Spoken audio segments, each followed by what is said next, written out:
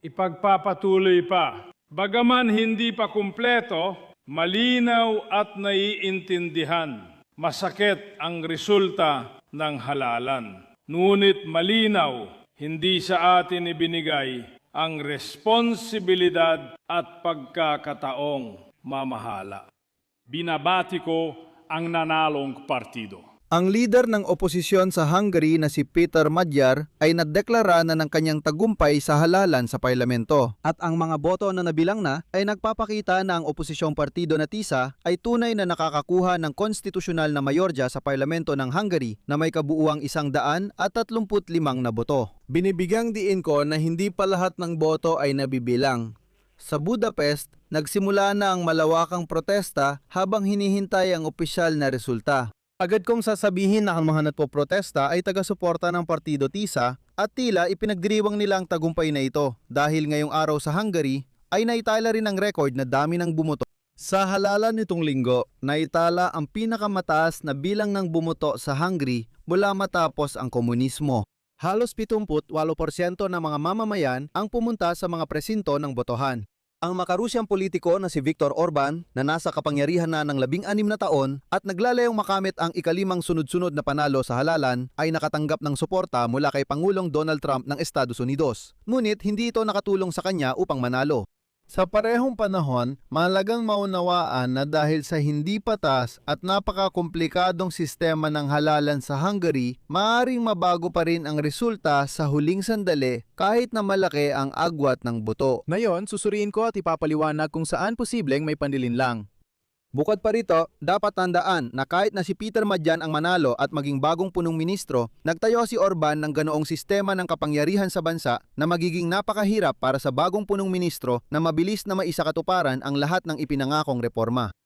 Ako si Alexei Pichi, pag-usapan natin ang magkasama ang paksa nito. Pero bago tayo magsimula, hinihiling ko na mag-subscribe kayo sa channel na ito, i-like ang episode at mag-iwan ng kahit anong komento ninyo. Mga kaibigan, kung nakita ninyong interesante at kapakipakinabang ang episode na ito, hinihiling ko ang suporta ninyo sa channel sa pamamagitan ng donasyon, sponsorship sa YouTube o bayad na subscription. Lahat ng mga link at detalye kung paano ito gawin ay nasa description ng video na ito. O kaya, iscan ninyo ang QR code sa inyong mga screen papunta sa platformang Buy Me a Coffee. Ito ang pinakamadaling paraan para suportahan ang channel at lubos akong nagpapasalamat dito. Mag-subscribe rin kayo sa Telegram channel kong Pichi News. Ang link ay nasa video description. Doon namin agad inilalatala ang mga bagong balita. Nagdeklara na ng tagumpay si Peter Magyar, leader ng oposisyong TISA sa Hungary, kahit nagpapatuloy pa ang bilangan ng boto. Sinabi ni Peter Magyar na personal siyang binati ni Viktor Orban sa kanyang pagkapanalo sa eleksyon. At ngayon, mahigit 50% ng mga balota sa Hungary ang nabilang na. At ayon sa impormasyong ito, ang partido ng TISA ay nakakakuha ng konstitusyonal na mayorya sa parlamento ng Hungary, partikular na 135 na pwesto. Ngayon, tatalakayin natin ito ng mas detalyado. Gusto ko lang ipaalala na ayon sa batas, ang opisyal na resulta ng botohan ay ilalabas pa sa ika-18 ng Abril. Bagamat ang resulta ay malalaman natin, syempre, ng mas maaga pa. Pagkasara ng mga presinto sa Hungary, agad inilabas ang resulta ng 2 survey ng opinyon na ginawa bago ang parlamentaryong eleksyon. Pareho nilang ipinapakitang mananalo ang oposisyong TISA ni Peter Magyar. Ayon sa survey ng Median, makakakuha ang TISA ng hindi bababa sa 57% ng mga boto na katumbas ng 135 na pwesto sa parlamento. Sa ngayon, tugma pa ito. Kung ganun nga ang mangyari, magiging malaking pagbabago, isang revolusyon sa politika ng Hungary dahil makakamit ng oposisyon ang 2/3 boto o konstitusyonal na mayorya sa parlamento. At sa ganitong paraan, sila mismo ang makakagawa ng karamihan sa mga desisyon. At ang mahalaga, may tatakda nila ang sarili nilang punong ministro si Peter Magyar. Samantalang si Orban ay mapupunta sa matinding oposisyon. Pero sa parehong panahon, ayon sa survey ng TVN Research Center, makakakuha si Magyar ng 55% at 132 na upuan sa parlamento at ito ay isang boto na kulang para makuha ang 2/3 ng parlamento. Masama ito. Ang Fidesz ni Orban ay may 38% ng boto ayon sa survey. Gusto ko lang banggitin na ang punong tanggapan ng Partido TISA ay tapat mismo sa parlamento ng Hungary sa Budapest. Alam ng mga nakapunta sa Budapest kung saan ito matatagpuan. Ngayong gabi, nagtipon doon ang malalaking rally ng mga kalaban ni Orban at taga-suporta ng Partido TISA. Sa gitna ng palakpakan ng mga taga-suporta, sinabi ni Peter Magyar na may maingat na optimismo ang TISA sa resulta ng halalan, ngunit alam nilang sila'y nanalo. Sinabi niya na napakataas ng bilang ng mga bumoto, na nangangahulugan na humigit kumulang 6 na milyong tao ang bumoto. Ipinapakita nitong alam ng mga Hungarian ang halaga ng halalang ito. Dagdag pa, karamihan sa bumoto kay Magyar ay kabataan. At itong mga kabataang ito ang nagbigay ng napakataas na bilang ng mga bumoto sa eleksyon. Itinuro ni Magyar ang hindi pantay na mga kondisyon sa halalan na nilikha ni punong ministro Viktor Orban sa loob ng 16 na taon niya sa pwesto. Nagpasalamat si Magyar sa mga independenteng tagamasid na usang loob na nagboluntaryong magbantay sa eleksyon at pagboto. At ang mga ganitong tagamasid mula sa partido ng TISA, pakiusap pansinin, ay opisyal na naitala na humigit kumulang 20,000 katao. Isa pang mahalagang bagay, sa parlamentaryong halalan na yon, naitala ang pinakamataas na turnout ng mga botante sa buong post-komunistang kasaysayan ng bansa. Ayon sa datos ng Pambansang Komisyon sa Halalan hanggang 18, 30 ng lokal na oras bago mismo magsara ang mga presinto. Halos sumali sa halalan, 78% ng mga botantang may karapatang bumoto. Ang partisipasyon ng mga botante sa Budapest at sa ilang malalaking lungsod ay lumampas pa sa 80%. Dito ang nagiging interesante kasi sa mga lungsod karamihan ay bumoto kay Magyar. Ang pangunahing elektorado ni Viktor Orban ay galing sa maliliit na bayan at nayon. Sa kabila ng pahayag na may mga pandaraya, sinabi ni Pangulong Tamás Sulek ng Hungary na matagumpay na naisagawa ang eleksyon. Ang record na taas ng partisipasyon ng mga botante ay ibig sabihin may lehitimong mandato ang mananalo. Si Viktor Orban, kahit gusto pa niya, hindi na niya kayang questionin ang tagumpay ni Peter Magyar. Kasi 78% ng mga botante ang pumunta at bumuto. Pero dito, dapat tandaan na sa Hungary, napakakomplikado at tusong sistema ng halalan na maaring hindi payagan ang nanalo na maisakatuparan ang kanyang mga reforma. Parang panalo na, pero inuulit ko, 50% pa lang ng boto ang nabibilang ngayon. Pagkatapos, papasok na ang magulong sistemang panghalalan na ginawa ni Viktor Orban. Ito ang pag-uusapan natin ngayon. Ang parlamento ng Hungary na kilala bilang Pambansang Asambleya ay binubuo ng 179 na pwesto, 179 na mga kinatawan. Ang pamamahagi ng mga pwesto sa parlamento ay ginagawa sa dalawang paraan. 106 na kinatawan ang inihahalal. Sa mga distritong tigi-isang kinatawan, kung saan bawat distrito ng halalan ay pumipili ng isang kandidato. Ibig sabihin, may 106 na distrito at tig-isa ang pinili, kaya 106 ang mga kinatawan. Nanalo ang sinumang makakakuha ng pinakamaraming boto sa kanyang distrito, kahit na mas mababa pa sa 50% ang nakuha niyang boto. Hindi mahalaga basta mas marami kaysa kalaban. Ibig sabihin, karamihan sa parlamento ay nanalo sa majority system. Sa Ukraine, alam nila ito. Pero, at dito, medyo nagiging mas komplikado ang lahat. Ang 93 natitirang upuan sa parlamento ay hinati gamit ang pambansang listahan ng partido.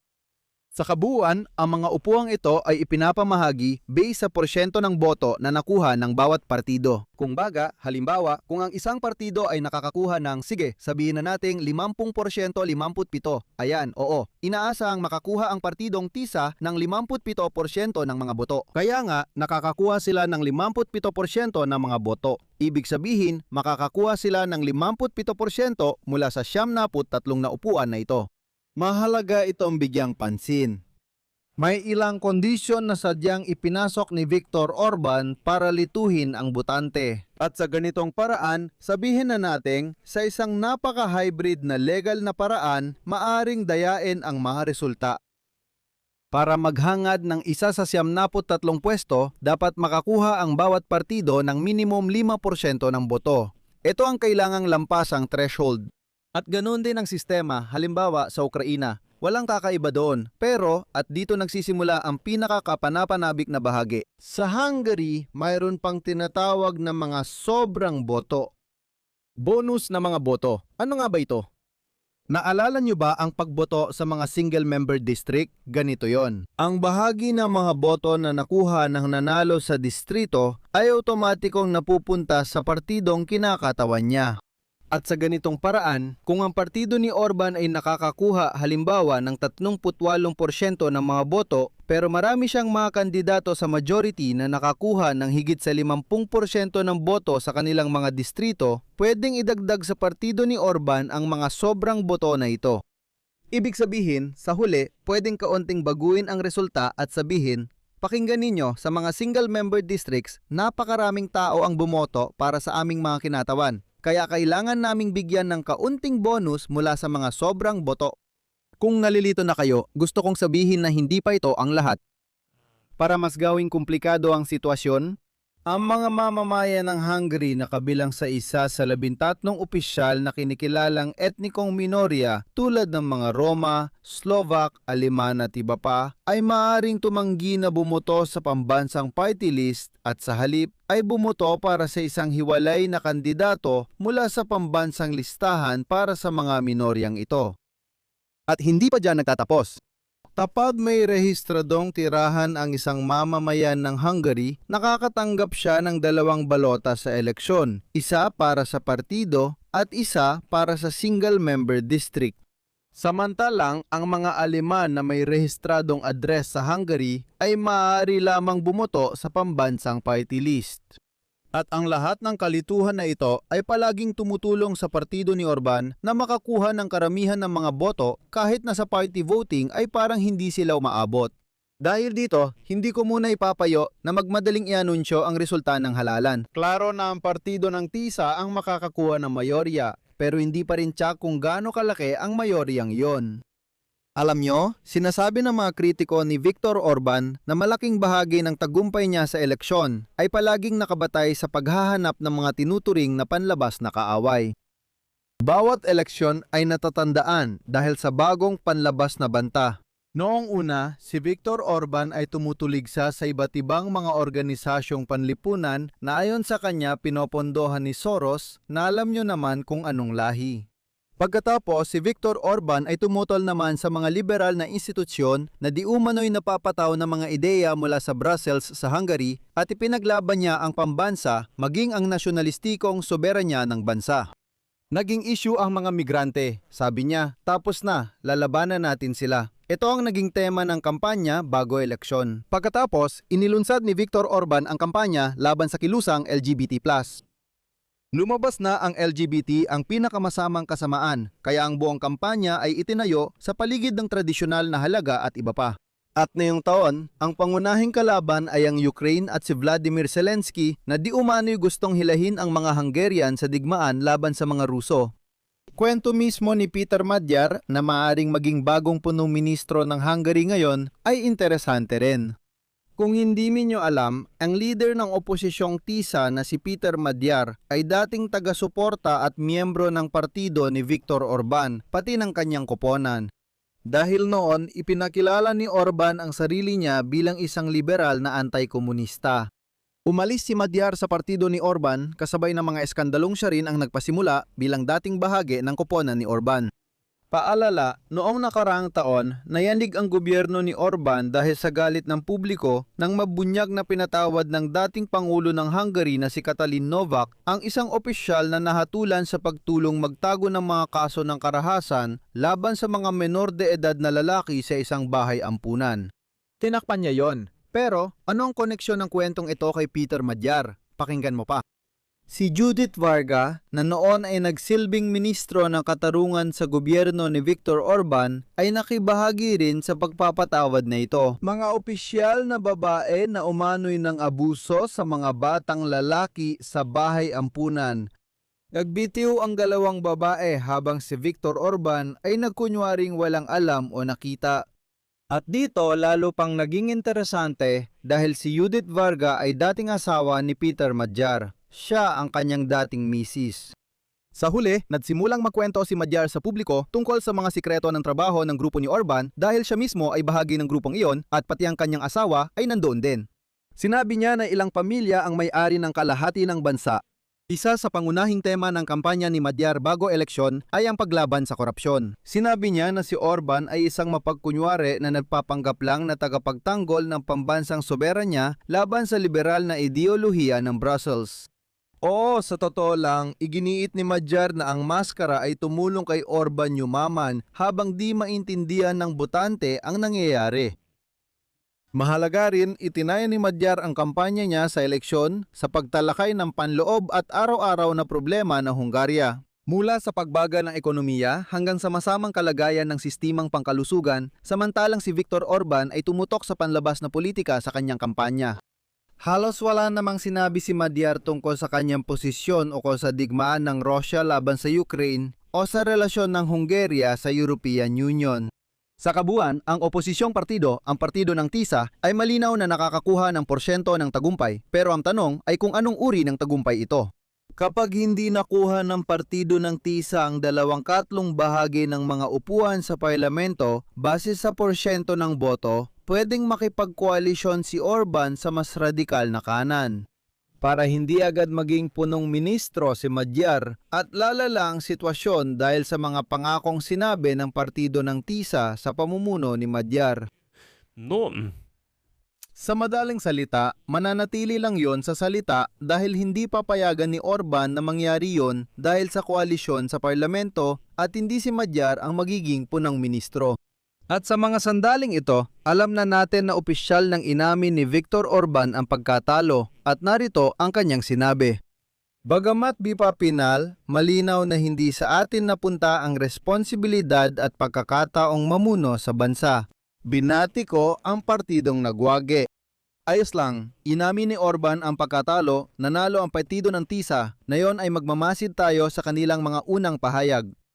Para sa atin bilang mga Ukrainyano, mahalagang malaman kung ano ang posisyon ni Peter Magyar tungkol sa Ukraine, Euro-integrasyon at kung susuportahan niya ang pagsali ng Ukraine sa European Union. Dahil, uulitin ko, may mga pahayag na pero napakalabo ng mga iyon. Hindi ko masasabi na magiging katulad siya ni Orban o magiging sunod-sunurang pro-Russian. Pero gaya ng sinabi niya mismo, uunahin niya ang interes ng mga Hungarian na tama lang naman. Dito ko tatapusin, ilagay ang opinyon at konklusyon sa comments, mag-subscribe, pindutin ang kampanilya at huwag kalimutang mag-like.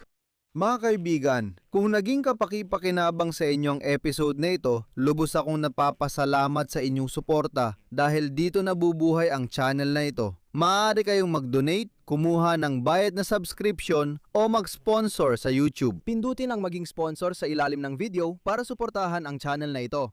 I-scan ang QR code sa screen o tingnan ang video description para sa links at detalye kung paano suportahan ang channel ni Alexi Pechi. Sige, hanggang dito na lang. Ingatan ninyo ang inyong sarili. Paalam sa lahat.